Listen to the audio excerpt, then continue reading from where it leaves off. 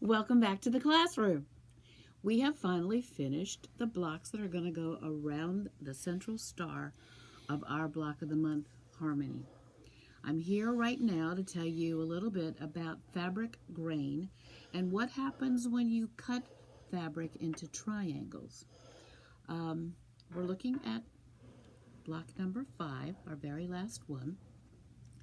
And there's a couple of pictures that Nancy leaves out of this one. Okay, on the back page, if you go to number 5, on the back page, she only has one going on up here. So I've got this little display going on here because what we're going to do in the north, south, east, west is a larger triangle and 2 smaller triangles that will make up 4 of the blocks, all 3.5 inches. We're still doing our 9 patch to finish out to 9.5.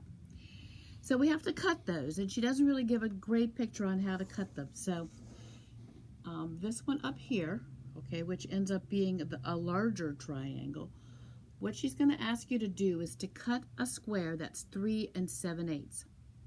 Now that might get you a little bit, but that's why we're using OmniGrid rulers. OmniGrid rulers show 8s much nicer than other rulers do.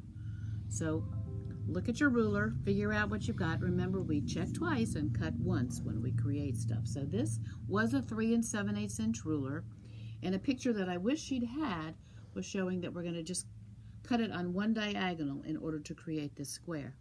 Now, the other 2 triangles are only half as large as the large one here, so that piece of fabric needs to get cut on both diagonals. And in order, because there's a seam in the middle, this square will end up being 4 1/4 inches, and all of this is on your handout, okay, on your cutting instructions right here. When you cut a square into 4 triangles, cutting it on both diagonals, leave it a square, okay, cut on one diagonal, don't lift it up, cut on the other diagonal, and then you will have 4 perfect triangles from each square. Do the same thing again for your green fabric. Now, sewing the block together. When you're sewing triangles, with this particular one, the seam was going to go right here. So you have a choice. You could either start on this side or you could start on the 90-degree side. Doesn't really make any difference. But your sewing machine likes the 90-degree side, so that when you're sewing down on this seam, you've got a 90-degree angle here, and it doesn't tend to go down into your sewing machine as much as it would if you tried sewing that end. Okay, just a little tip. Now, when you sew it together, press it to the dark. It is supposed to be the same size as that large triangle that you cut earlier. So, word to the wise, use a narrow 1/4 inch seam allowance. We had put our seam length down to 1.8 when we were doing paper piecing. You can boost it back up a little bit, like 2.2, which gives you about 10 to 12 stitches to the inch. We have one more seam to create this little fella. On this one, you don't really have a choice. So stick a pin, make it match here, stick a pin, make it match here, and then sew your 1/4 inch, your narrow 1/4 inch seam allowance from here to here. So because we don't have a choice here, we can't start on a 90-degree angle because both of these little guys are small. We're going to make sure when you are sewing that you are starting on both layers of fabric so it doesn't push it down in. The other thing that you might be able to do is do a needle up, needle down so that it ties a knot before you get started. Those are all helpful little hints for sewing triangles. Now, we have commented time and time again that cotton is definitely our friend. And the reason that it is because of its grain. And quilt shop quality cotton, you can't get any better than that. So I have a little diagram here of what a piece of fabric normally looks like. The tightly woven selvage, okay, is here on this particular piece. And those are called lengthwise grain. Go around the corner where we cut your fabric off the bolt is crosswise grain.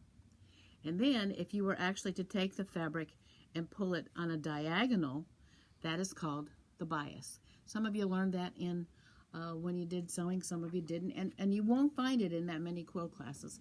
So let's put that to the test with a real piece. Here's a fat quarter that came out of one of the kits. So if you look at this fella right here, okay, that's the tightly woven selvage edge, lengthwise grain. They even have a sound.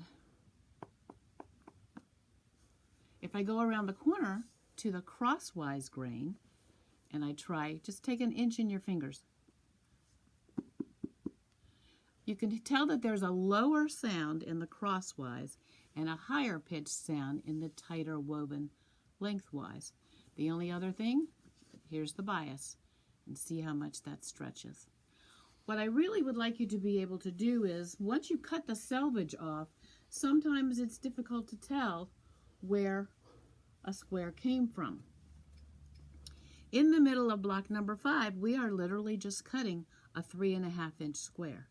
So when I plop it down on a piece of fabric, I can't tell you where the lengthwise, crosswise grain is because I cut the selvage off already. But guess what? You can still do the little tight test and the little sound test. High pitch, low pitch, crosswise grain.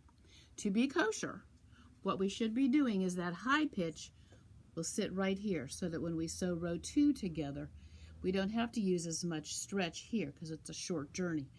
When you really want your fabric to ease and give for you, it's when you're putting all 3 of these together. So with crosswise grain being right here, you are able to ease in a little bit. The only other thing I want to say about the squares, make sure stars do not want to have their points cut off. You will see an extra amount of green, hopefully 1/4 inch, all the way around this thing. I really don't want you squaring up any of these guys. Just bring them back in September the way that you've had them. So do not square up anything. Just leave it the way it is. We'll go over immense pressing and squaring up then if we need to. But just remember that you should have a little 1/4 inch seam allowance here so that when you sew your 1/4 inch seam, it's not going to cut off your star point because they don't like that. Okay.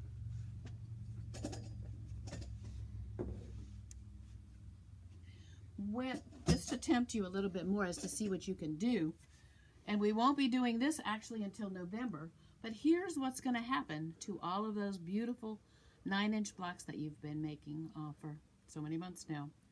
What I did was I arranged one of the borders on the star. You can see this fellow right here, okay? And notice that we have triangles again that we have to cut whenever we create an on-point block, and that's what these blocks are called, on-point. And notice what we have created in here, a triangle. When you simply cut a square in half, that ugly bias is out here. It's not so ugly if it's on the inside of a block, but if you can imagine taking a square and cutting it in half so that you have the bias on the outside edge out here, it's going to be very difficult for you to make sure that that row gets even. So Nancy has explicit instructions on cutting triangles, again, so that the grain of the fabric that we're using fits beautifully into our on-point blocks. And then in the corner, we'll try something a little bit different, okay, because we want to keep that bias on the inside of our work. I have one more point till we let you off on summer vacation, okay. In September, we will be working on our applique. Most everybody has now picked up their kit for their applique. I would like you to maybe start making some applique parts so that when we're ready in September, we'll be a little bit ahead of schedule. So I have passed out patterns to people because I created my own patterns that are a little bit easier to use than the ones that were in Nancy's pattern for you. So check back with me if you want to do some homework on your applique pillow before we return back in September. Have a nice August. Stay healthy and stay cool.